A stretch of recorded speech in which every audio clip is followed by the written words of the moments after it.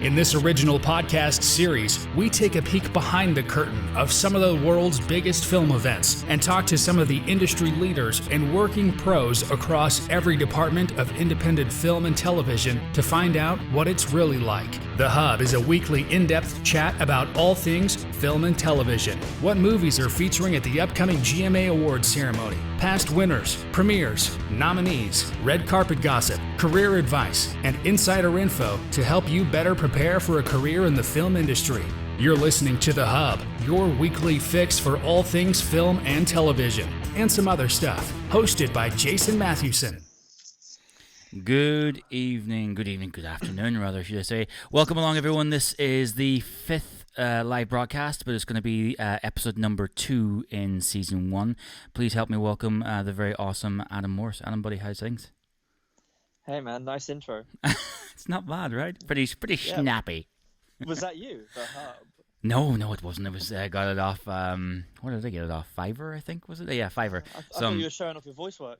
Yeah, well, no, I might do some little bits and pieces, but no, that's I have to say that's not me. No, Adam, how's things, man? It's been a minute since I've seen you. I know. It has. I mean, I still haven't seen you. You're too far away. But it's great to hear your voice. And I'm gonna tip the phone down a wee bit. We're getting like a Star Wars thing here. Sorry. Getting just your eyes. There we go. That's better. That's better. Yeah, perfect. Yeah, I've got my makeshift tripod, which is basically a stack of pillows. The joys of doing all this stuff from home. Huh? How's your quarantine been? How's it been hitting you? What is it? I think it's day 48. Is that what it is? 49 for me. Yeah.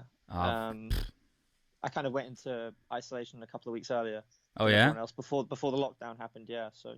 Right. Okay. It's almost day 50. I'm almost done with it. Not quite. Yeah. But almost. Yeah. I mean, I'm trying to make the most of the time, and I know it's been very therapeutic for a lot of people to help, realign priorities and perspective. But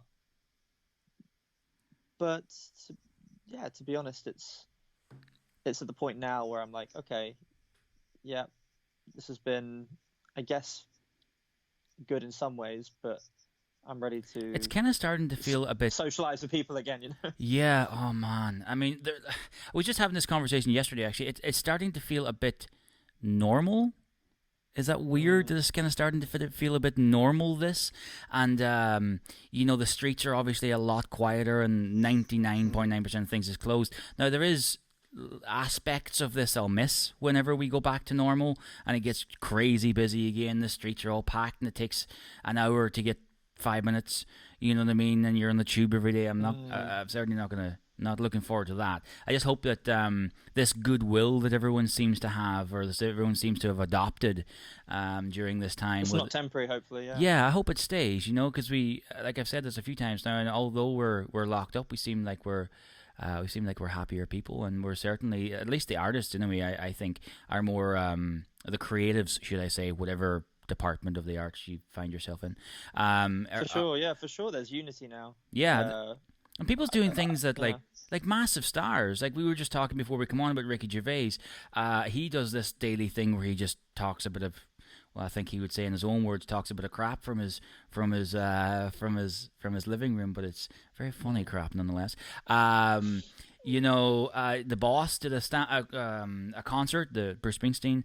Elton John did one. Dave Chappelle did a stand-up comedy thing from his living room. What? I missed that. I need to check that. I love from Chappelle. His living room. Brad Pitt did an SNL sketch because he was meant to be on SNL, right? And he's playing Dr. Fargo or Dr. Fusco or something in some new film or whatever. Oh, brilliant. And he done basically his SNL sketch from his house. But he went, I think he probably, because it's really it's funny as hell, but it's out there. And I think he probably pushed the bar much further from his own home than he would have been allowed to from SNL. Because, he's no one to say no to him. Yeah, away from the sensors breathing down your neck. Exactly, it's really, really funny, and I think that's really cool, and I hope that's not lost. I mean, just even here in London, and this never happens. Like you're walking down the street, and people's going, "Hey, how's things? Hey, man, a nice day, or nice dog, or whatever it is." People's just being nice to each other, and London, man, it's such a hustle bustle, angry, goddamn place a lot of the time. Things are. If someone talks to you like before, I know you're like, what? Like good morning, you're like, what? What's going on? What do you want? Yeah. Am I being mugged? Like that is the last thing you do in the tube is open your mouth to someone and people go, what do you want? Stay behind your big massive tabloid and you'll be fine. Opening your mouth on the tube, those days are over. I know, right? So you've just got yourself back from being away on a trip. I know we can't talk about it, but you have something massively, massively exciting coming up. Now, unfortunately, we can't talk about that just yet, but that is, Yeah. Stay tuned, people. That's huge. Yeah, I got home just in time before they closed the borders. But that's going to be something that'll be announced soon. I think in the coming months. Oh yeah. Which is a big. It's a TV series. Yeah, because they've got to be done. They have to be. Without saying anything about it, because we can't. But they have to be pretty much done with the first installment that they were filming, right? Well, it went. It's on hiatus now with every other production. Of course. So they're going to have to pick it back up when it's safe to work. Mm-hmm. And I imagine that's going to delay the release. But I'm lucky because I wrapped just literally 2 days before the show got shut down. Oh, nice. So yeah, all my stuff's in the can, as they say, and I'm done and ready to move on to the next job whenever. Well, that's actually going to be potentially quite soon. I'm doing a horror movie soon as an actor. Nice. Which is being written and directed by Julia Varvara. Really? That's awesome. Yeah, it's going to be her first film. That's awesome, Julia. If you're watching or listening in, hey darling, how's things? Hope you're well. So because I know you were in prep for your next film, China Blue. Has Corona? Not has it? Of course it has. But how has it put a dampener on that production?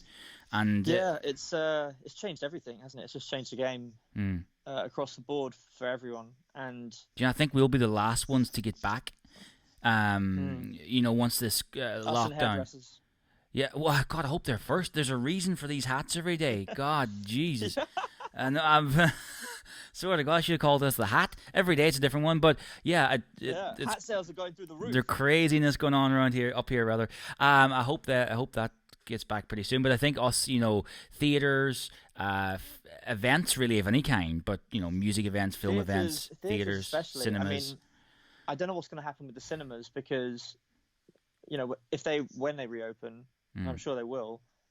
I suppose they can afford to have a 2 seats gap between, or block off, in the booking of seats so that you're not sat within 2 seats of someone else or maybe more. I don't know, but I know with theatres it's different because I have a friend who works in producing theatre shows, and they have to be, I think, if I'm not mistaken, 70 or 75% capacity attendance just to break even.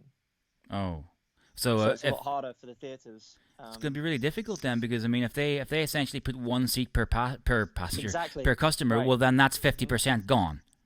There you go. So they're under capacity cinemas, every time. I think the cinemas can afford it a bit more, the bigger ones, of course, yeah. Of course. The more commercial chain cinemas can, I think, survive on not being.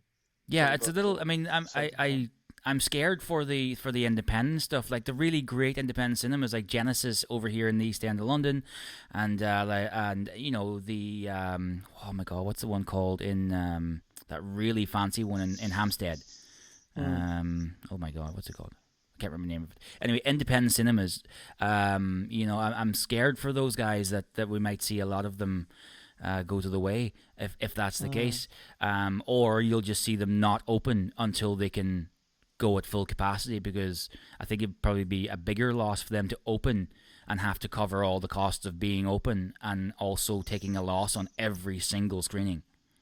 I don't know how they could sustain that. I think as well, as I've been saying this too, is even after we've got out of the lockdown, I think the mentality of lockdown, the mental lockdown, is going to take us a while. Because yourself at film festivals and film any events, especially the film stuff. It's the moments at the bar. It's the moments at the mingling areas. That's what they're all about, because that's where you network and meet like-minded people. And absolutely, yeah. Normally we would come together and you embrace each other and you're in close proximities and you're handing out cards and you're schmoozing and blah blah blah. Well, now we're going to be throwing cards at each other. No, yeah. Now what do you do? I don't know. That's a simple answer. Is a simple answer. I mean, just yesterday, I'm sure you've probably seen this, is the Oscars, the Academy. They brought together their board or their whatever, and for the first time they've lifted the rule that they've always had, which is they don't consider streaming movies. So now Netflix and Amazon, Hulu, HBO, etc., they're all now going to be considered for Oscars, just like theatrical release.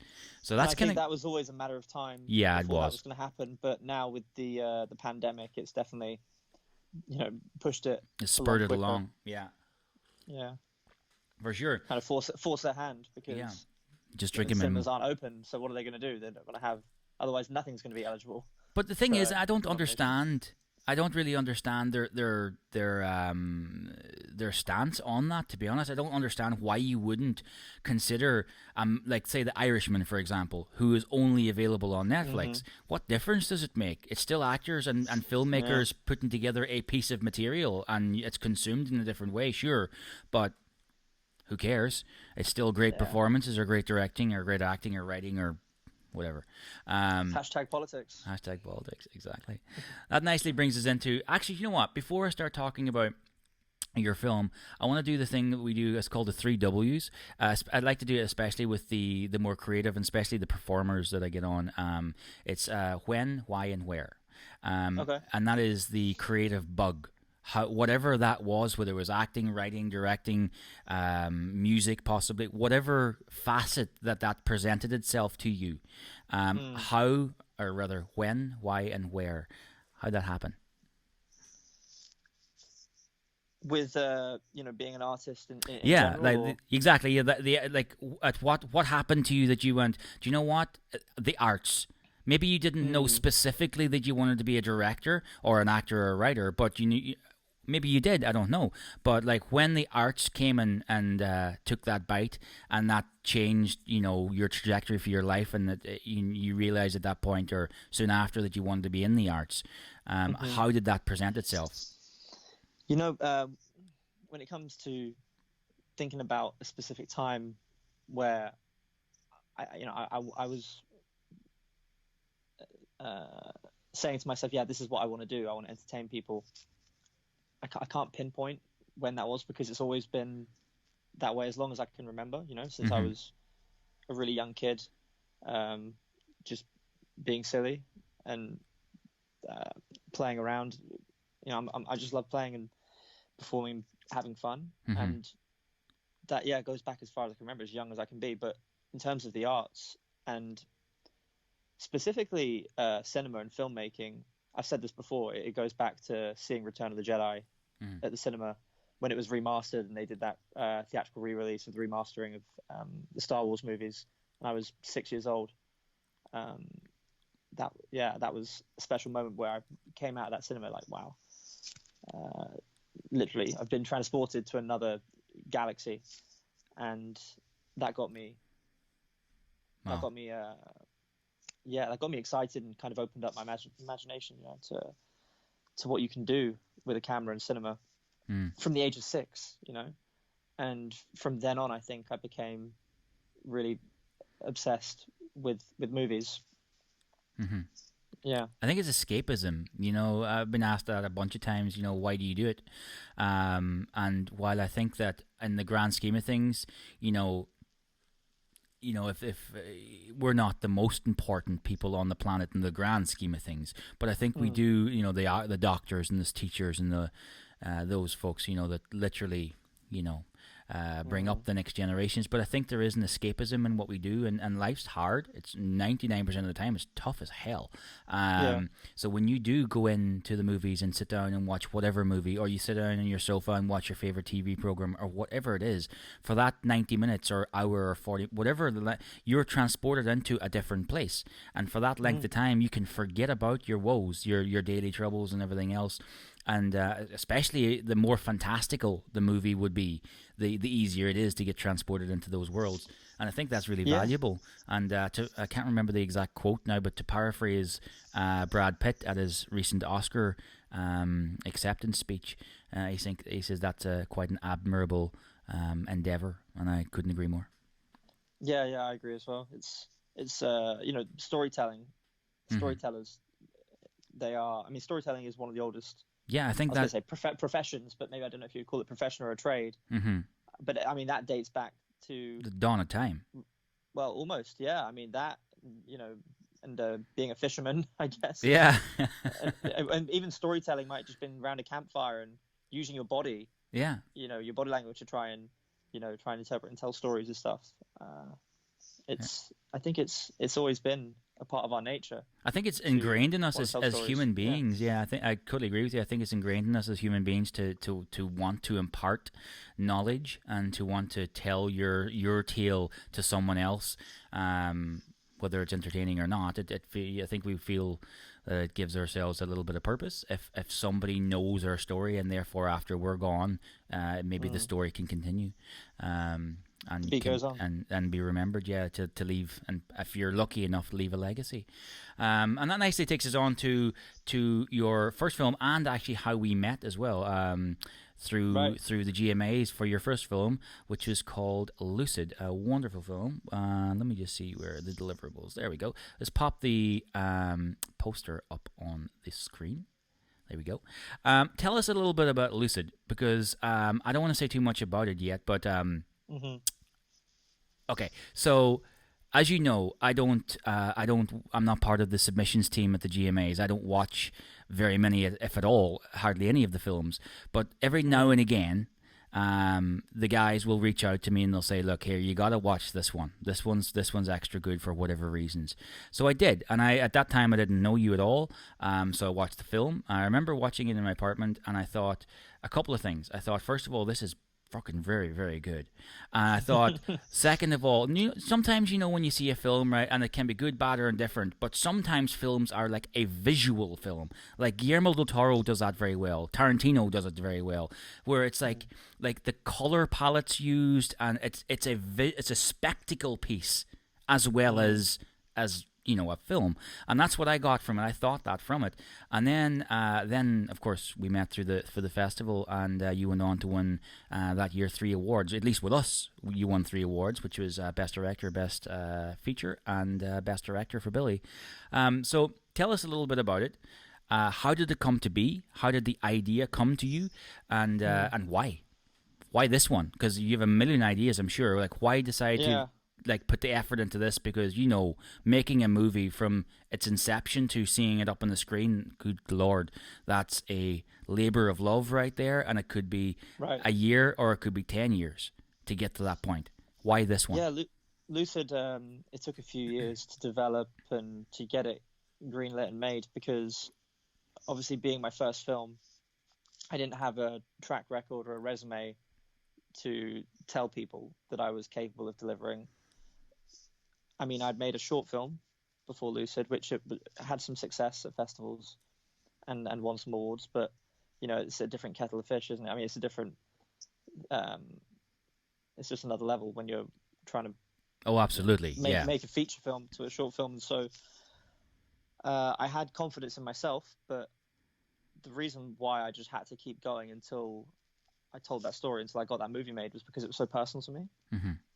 It's largely based on my experiences, learning how to lucid dream, and because lucid dreaming, for anyone who doesn't know, that this is not something you just pulled out of your mind. Lucid dreaming is a legit, actual thing that is that people do, and that is practiced by individuals all around the world.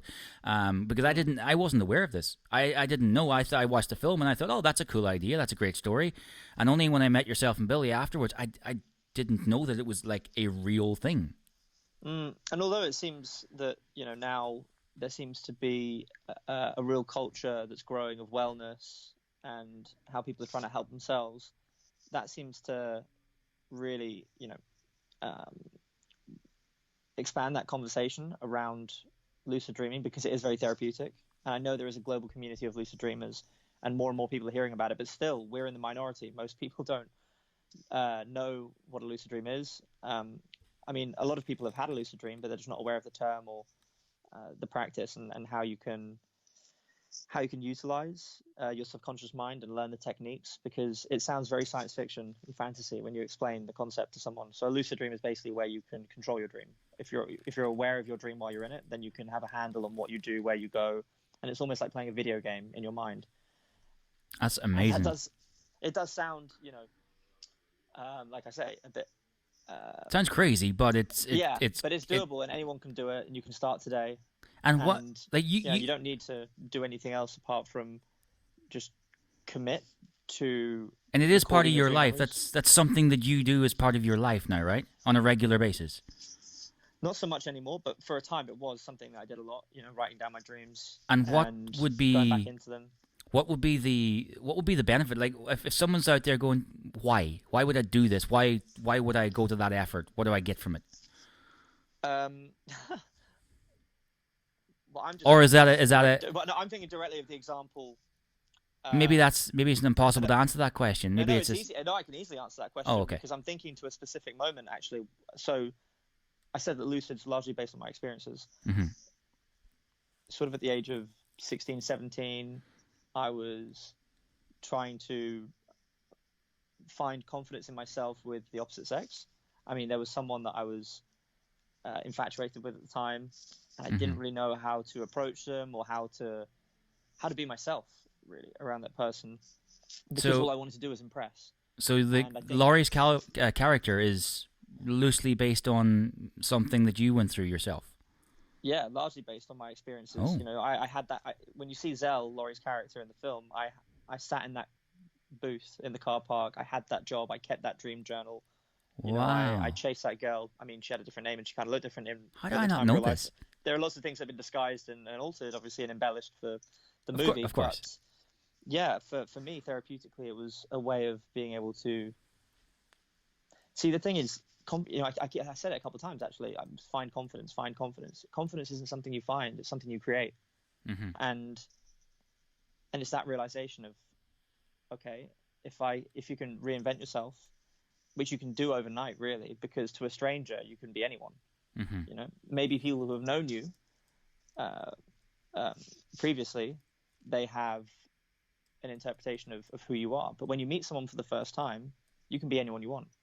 Mm-hmm. And in your dreams, you can practice anything. It doesn't have to be, socializing or the art of seduction, which is what Zell's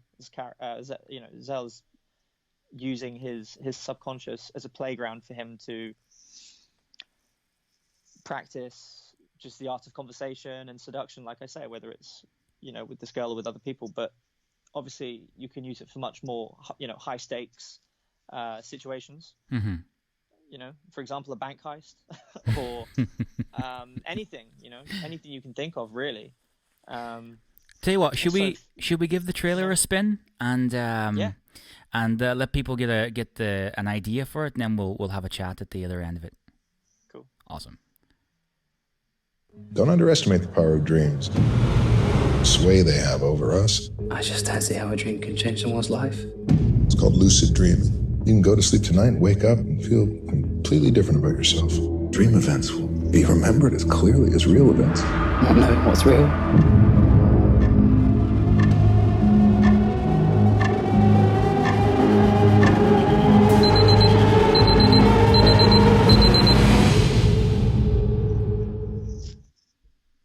Boom. How about that? That is awesome, man. It really is. If anyone, okay, so we'll get into when people can see it and how they can see it in a minute. But so for independent filmmakers like ourselves out there, and there's someone maybe sitting there going, do you know what? I have a good idea. I've read a script too that I think is good enough. They've got to that position that you were in. So you now have the script of Lucid. You know, you've put together the idea. You've spoke to your friends and so on. So now you have this script. You have this idea. Now where do you go? Because as we've seen in the trailer, you managed to get Billy Zane, better known as Cal from Titanic, the biggest movie of all time. I mean, and first of all, anyone who doesn't know him as well, I've had the pleasure to meet him through yourself a couple of times. He's such an absolute star. He's such a nice guy. But like, how do you say someone's sitting out there going, I want Billy for my movie? But they're thinking, how the hell do I get the guy from Titanic? How's that happen? Like, how did you know what? It's a waiting game. But in the case of us attaching Billy, it happened quickly. We were lucky. My casting director knew Billy's agent, so we were able to get a quick read. Mm-hmm. Billy responded to the script straight away, and he liked it. And he said, I'll do it. And awesome. Then we met over the phone. We spoke more about the material. And then we got to work with each other and had a great time. I mean, like you say, he's a fantastic person. He's such a funny guy, and he's such, and if you click with the guy, he's such an ally. You know, he's been such a great supporter of myself in the movie. Mm-hmm. He's just a great man, and obviously a super talent. And I can't speak highly enough about Billy because of what he gave the film. Yeah, I want to play a little clip here now as well, because I know when we got the film, you submitted it to us at the GMAs, and then you were in contact, and you and I were in contact quite a bit, in fact. And long story short, basically, Billy was in town to do press for the Sky series. What was that called again? The Curfew, that's right, yeah. And then you called and said, hey, Billy's available to come down and support the film at the GMAs. Do you want him to come? And I'm like, you kidding? Of course. So let's play a little clip of him, because he really was, as you say, he was super supportive of the film and still is, and of your work and everything else. And also, what a super, super fun dude. Let's play a little clip of this as well. This is Billy and Adam arriving at the 2018, right? 2018? That's last year. No, 19. Last year, right? 2018. So 2019's award ceremony. Yeah. So here it is. And Adam. Gentlemen, straight ahead, please. Straight ahead, please, in front of you here, please. Excellent, thank you. It's a riot everywhere he goes. Causes a bit of a stir, that guy, huh? Yeah. But so now you've reached out to and this is Carol Proctor, right? Your casting director on that one. Yeah, and listen, any filmmakers or aspiring filmmakers that are listening to this, I can't put enough onus on the first rule of having your script quote ready, and that is to not be precious about your material, or not be overly precious, because it's inevitable that you're going to be protective and proud of something you've created. But I've spoken to a lot of young writers about this, because I had to deal with that myself firsthand. Through my experiences, I had my script, Lucid, I'm talking about the script for Lucid, torn apart so many times, and I redrafted it and rewrote it countless times. And your default position when you're developing a screenplay and you receive criticism is to defend everything you've written, everything you've done, and go, no, I did it this way because this. And then in doing that, you're not receptive to the feedback, you know? And the balancing act is that every time you put your work, your writing in front of someone else, they're going to have their own vision for what it could be. Everyone's always going to try and make another version of your film. Yeah. And you need to accept that. But at the same time, you need to stay open-minded to what other people are saying, because for every couple of ideas that they throw at you that you don't agree with, there's going to be one which can be useful and is a good idea. And if you can take it, and if you can put it into your work, you're going to get the credit for it. Yeah. It's only going to make your film better, and Yeah. But And how so, did you yeah. how did you not cope is the wrong word, but how did you implement that, given that you were not only the writer of this, but you also directed it too? Because normally you write the thing and that's it. You hire a director, or you sell your script or whatever. That's it. You're done with it. But in this case, you were the writer and the director and producer of it. So you wrote the thing and had your ideas, and then a bunch of people told you to go a different way with it. But as a director, you're going, I want to try and... Do you meet in the middle, or do you stand... Yeah, How does it work? Like I said, like it's a balance. That's probably the word for it. Like like you say, you've got to meet people in the middle sometimes, for the sake of trying to let someone else feel like, okay, they have some ownership over the thing too, so that they're a part of it. I mean, this whole thing is a game, right? You've sometimes got to stroke other people's egos to make them, feel involved. And sometimes people do bring great ideas to the table, and then it becomes a collaboration, and that's beautiful too. But when you're directing your own material, obviously then you have a very clear, specific vision. And well, that was the case for myself. I knew exactly what I wanted to do with Lucid. I wanted to make a different film. I wanted to make something that wasn't like anything else. And that scared a lot of companies when I was shopping it around, because they like to try and draw comparisons to other movies so that they can see how they've performed, in the market. And, some of the notes I was getting during that period of rejection and being told no was that the story or the script for Lucid was too different, and that's why it wouldn't work. And I needed to fit it more into the formula of other films. Now, I didn't go... That's what they said about The Matrix. Right, and that's one of my favorite movies. I know, right? The Wachowski brothers. Amazing. Yeah, and there's so many films that don't necessarily, fit into that, into a specific Hollywood formula. But, I've always studied films myself. I've watched movies my whole life and studied them from home. And I just knew that I could tell a story that people would be able to relate to. And visually, you mentioned about the colors and the aesthetic of Lucid. I knew I wanted to build a world that had a very unique look and look different to other films. Yeah. Which I thought would interest people as well and just grab their attention. So I stuck to my guns for the most part. But when it came to pitching it to get it made, eventually, I was lucky and I found someone that believed in me and believed in the project. So you've got to be resilient, and you can't stop. And the thing is, if you do give up on trying to tell a particular story, that story's not worth telling.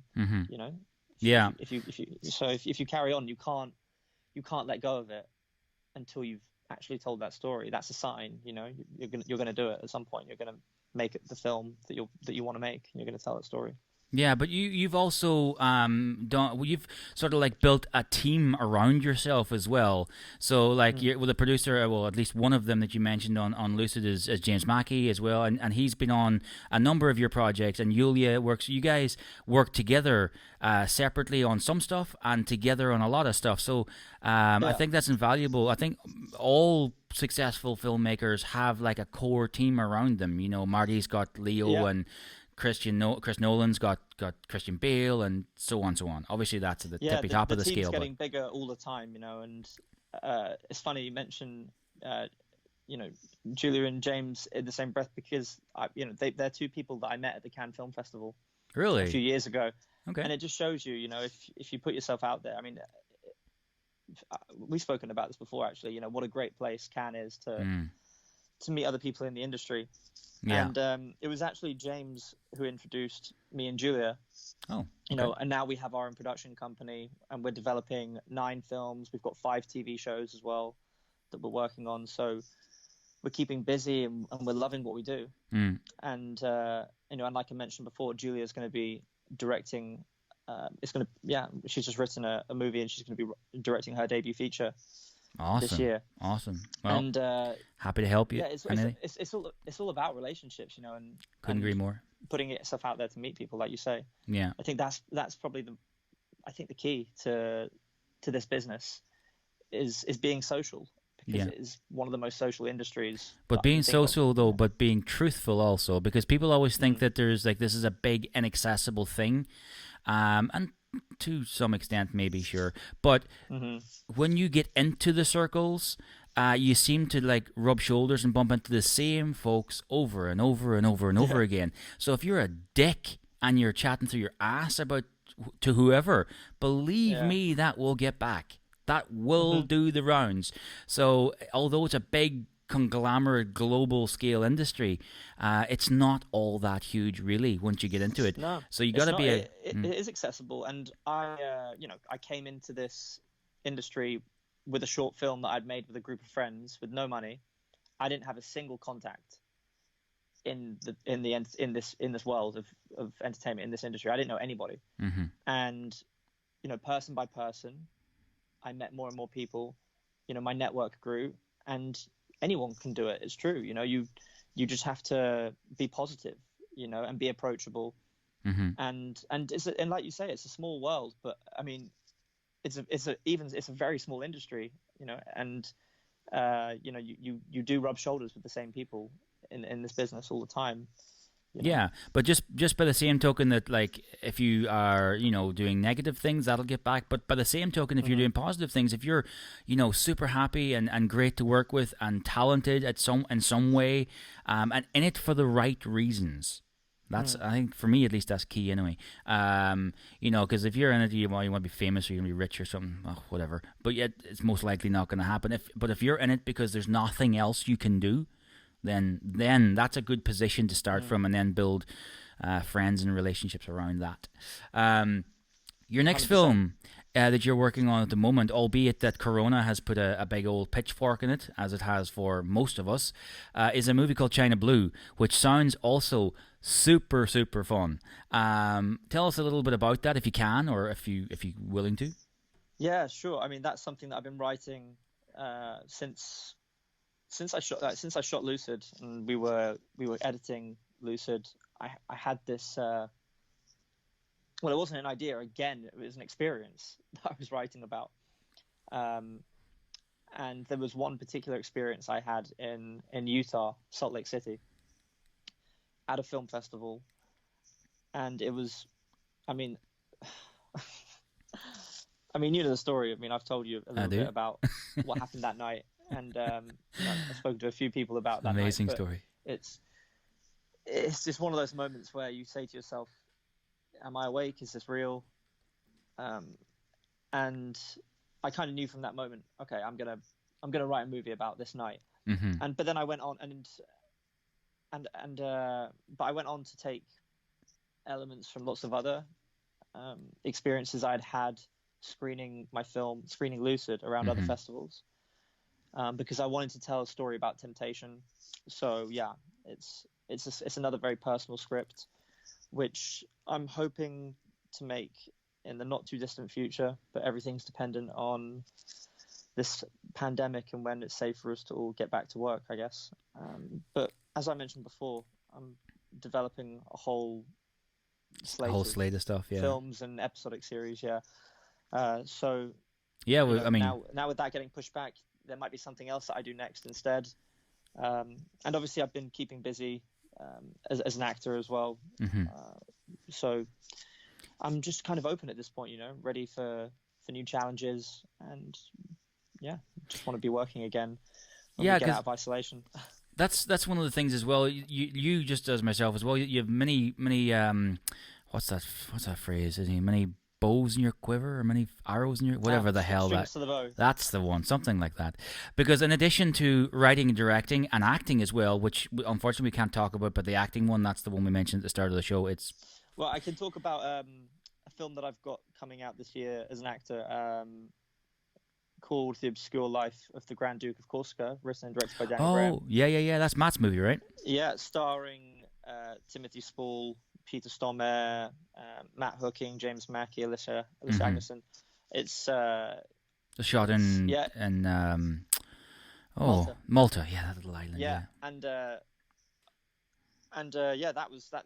that's another project that's in post production now. I mean, that was a lot of fun. But Again, that goes back to relationships. Again, Matt's one of our group, and he's done Winter Ridge, and he worked, with a bunch of people out of Pinewood. And again, small circles, right? And again, do you know where I met Matt? Not a clue. I'll give you one guess. Film Festival. Cannes Film Festival.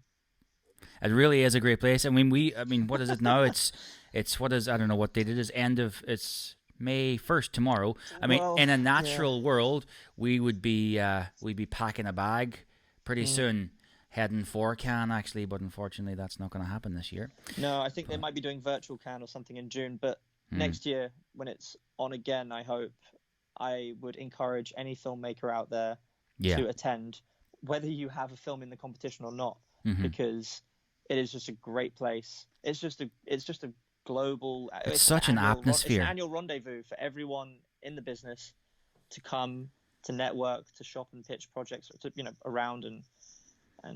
It's such an incredible atmosphere. It really is. I've been to a pile of film festivals all over the place, and it kind of really is. It's unlike just about any of the others, really, even the big ones, because this, like, anyone who hasn't been there to the festival or Cannes for that matter, the festival takes over Cannes, period, all of it. The whole place is taken over by Cannes. All the hotels, the roads, it's amazing. Then you got the marsh, the whole beach, and it's well, I'm going to say parties, but the events and parties too, they're 24/7. I mean, it's just amazing. And the thing about Cannes, right, is if you do Cannes correctly, it won't cost you very little at all, actually, because you're invited to all these parties and there's free bars and free food and so on at them things. Yeah, if you do absolutely, if you do Cannes incorrectly, it'll cost you a fortune, and you won't actually get to see anyone that really is going to move the needle a whole pile. All right, just to say that we are live, people. We're going out on Facebook, YouTube, LinkedIn, Twitch, Twitter. And that's it. So if you want to get your questions in, please do so. I have a question here. Let me see. It's rather long. A good question for Adam. When you have an idea in your head, you know what you want to create or say, but struggle to start writing, what tips or mentality do you adopt to get the ideas flowing and out of your head? So basically, what do you do when you have an idea to get past writer's block, should that present itself? And that is Lydia asked that from here in London. Yeah, music helps me. I'll either just put on some music and then that'll transport me to another place, and I'll start seeing pictures and colors because of the music. Or you can just go on YouTube and just go down that rabbit hole of videos. I mean, for me, I find it really inspiring watching and listening to other filmmakers speak about their work. Because it usually gets me charged up about what I want to do, and also hearing how they do what they do. That's something that I find quite useful as well. But if I'm at a wall and I'm hit by a block in my writing,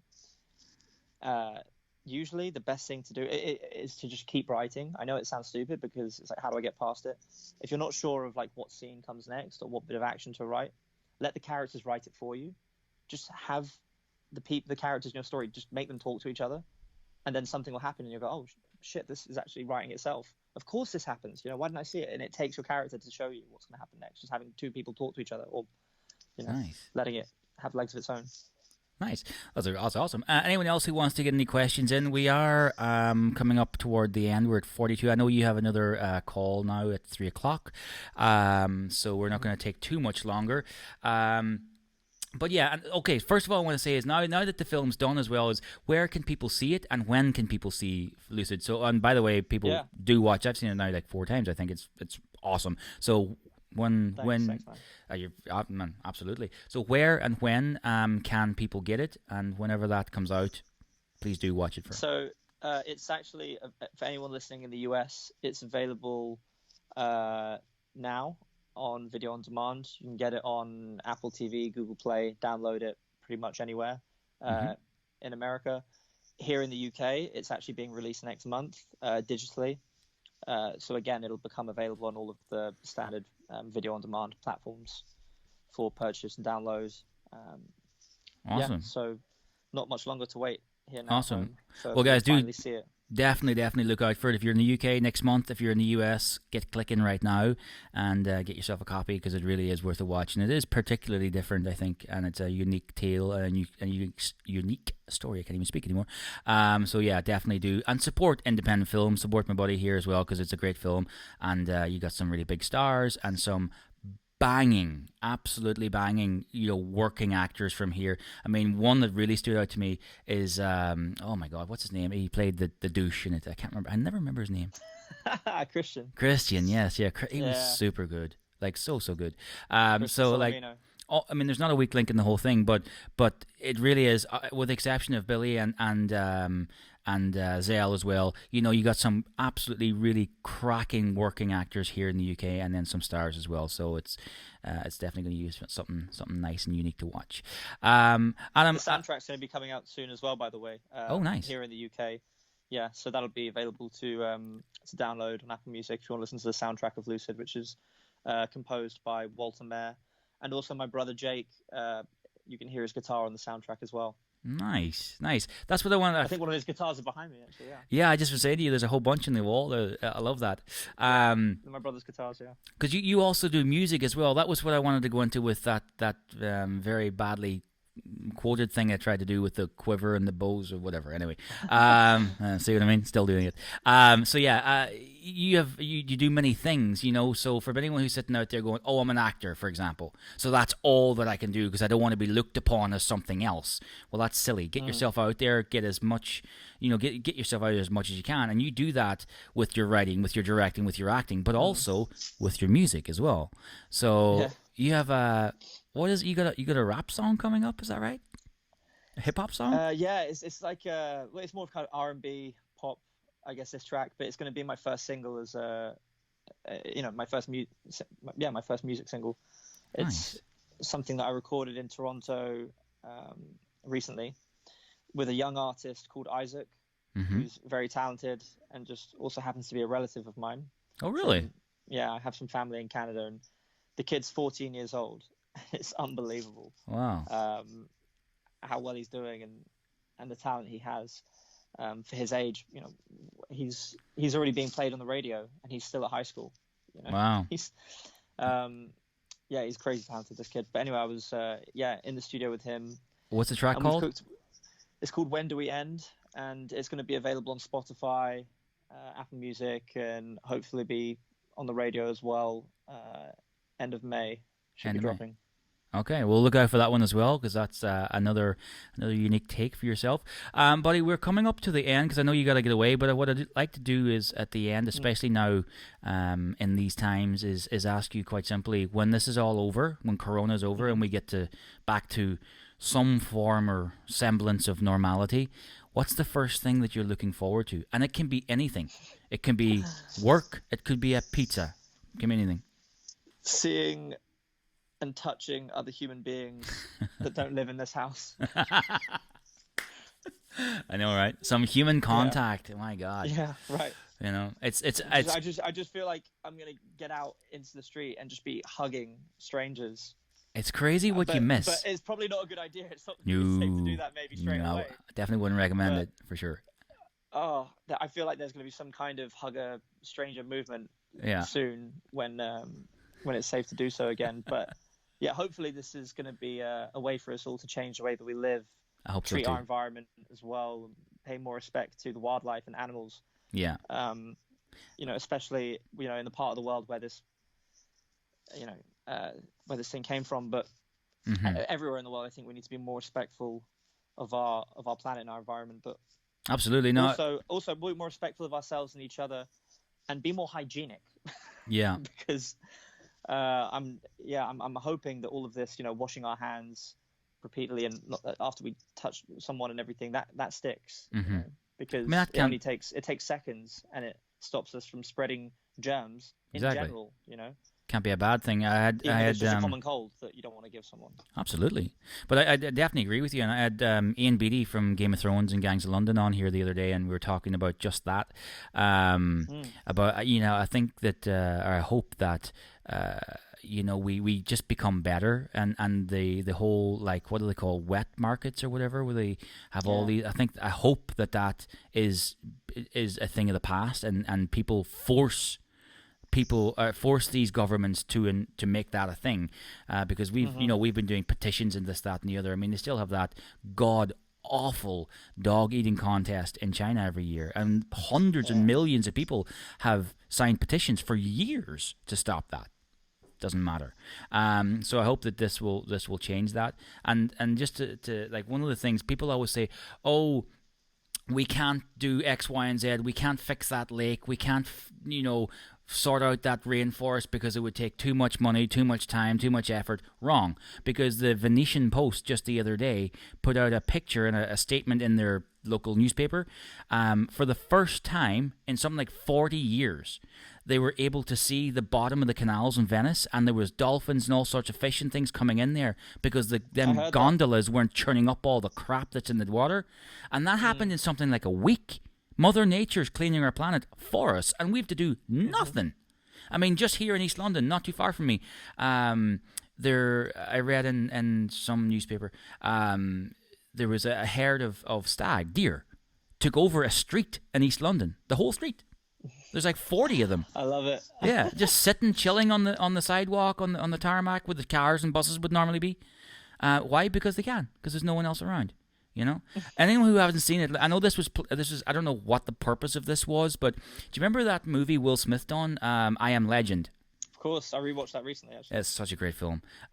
There's a scene in the film where I think it's actually in the poster as well, where it's that iconic street of New York, which has all been grown over. It's the one where he goes down to play golf off of it. That's in the movie. That's the one. So anyway, and somebody done a video saying what our world would be like if a post-apocalyptic thing like that, or like anything, were to happen. And it was like 1 month after, 2 months after, 4 months after, 1 year after, so on.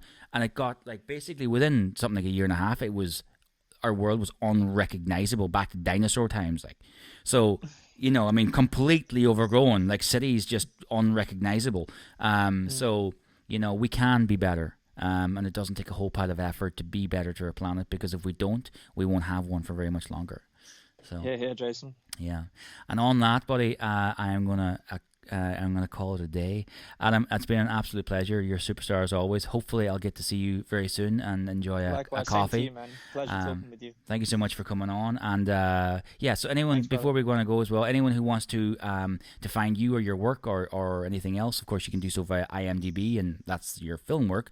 But the socials, the Morse Force on Instagram. Yeah. You can find me on there too. Awesome. All the links and so forth, and that particular link, the Morse Force, will be on the description right down here. And of course, we will be launching the first 5 episodes, so the first half of season 1, on May 4th. And this will be episode number 2 in the series. And on that, Adam, I bid you farewell, my friend. Thank you. Speak to you soon, brother. Talk to you soon, my friend. Bye-bye. Cool. Bye.